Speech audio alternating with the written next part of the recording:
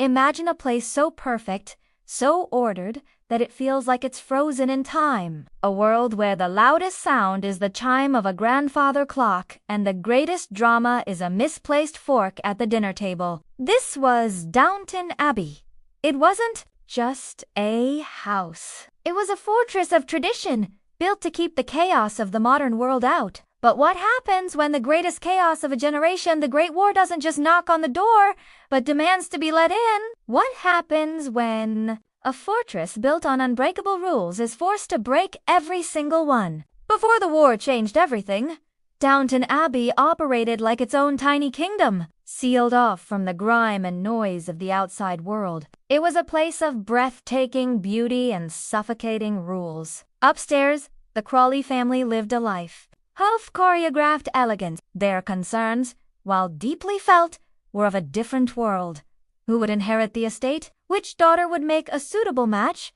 And how to navigate the intricate politics of high society. Their home was their stage, a grand theater where every day was a performance of aristocratic life. Downstairs, an army of servants worked tirelessly to make that performance flawless. Their world was one of hard work, strict hierarchy, and absolute loyalty to the house and the family. A footman knew his place, a maid knew her duties, and the butler, Mr. Carson, acted as the high priest of this religion of service, ensuring that every ritual, from polishing the silver to drawing the curtains, was performed with sacred precision. These two worlds, upstairs and downstairs, existed under one roof, but were separated by an invisible wall of class and duty that seemed as solid and as permanent as the stone walls of the Abbey itself.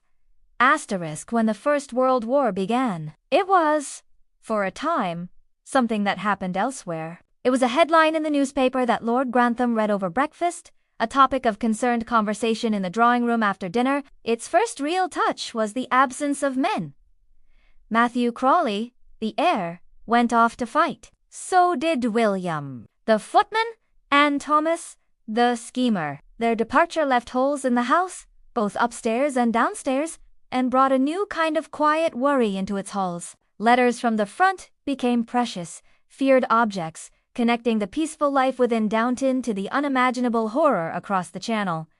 But even then, the war was kept at arm's length. It was a source of anxiety and grief, but it hadn't yet touched the house itself. The routines, the traditions, the fundamental identity of Downton Abbey as a private sanctuary for the Crawley family remained intact. The great machine of the house kept running, a monument to a way of life that believed itself to be untouchable.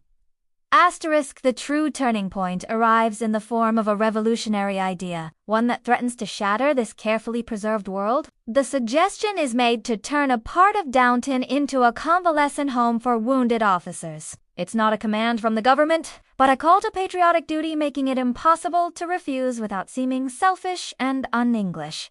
For the family, this is more than just an inconvenience. It is a violation. Lord and Lady Grantham, look at their magnificent library and drawing spaces that have hosted dukes and diplomats, and are now being asked to house the blood, pain, and mess of war. It's a terrifying prospect, not just because of the disruption, but because it represents a total surrender of their privacy and their control. Their home, the very symbol of their status and identity, is about to be commandeered. For the staff, particularly Mr. Carson, it is an apocalypse. The idea of strangers, of soldiers, of the chaos of a hospital invading the sacred, ordered halls he has dedicated his entire life to maintaining is a personal and professional nightmare. It is the end of the world as he knows it.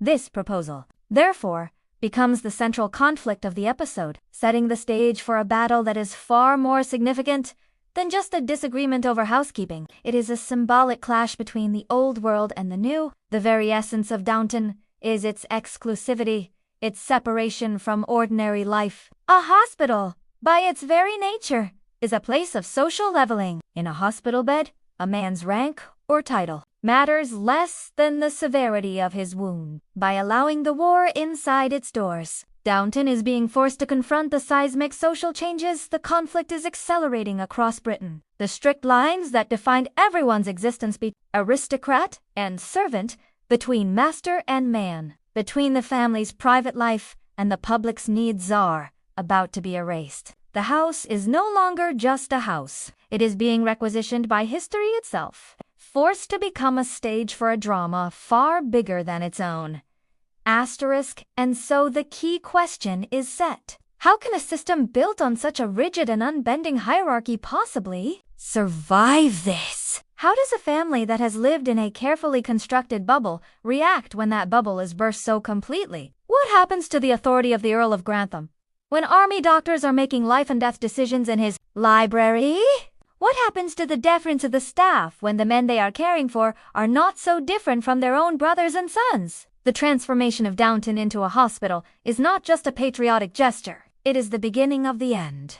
For the world it once represented. It marks the moment the 20th century finally broke down the door and marched inside, ensuring that no one, from Lord Grantham down to the lowest kitchen maid, would ever be the same again.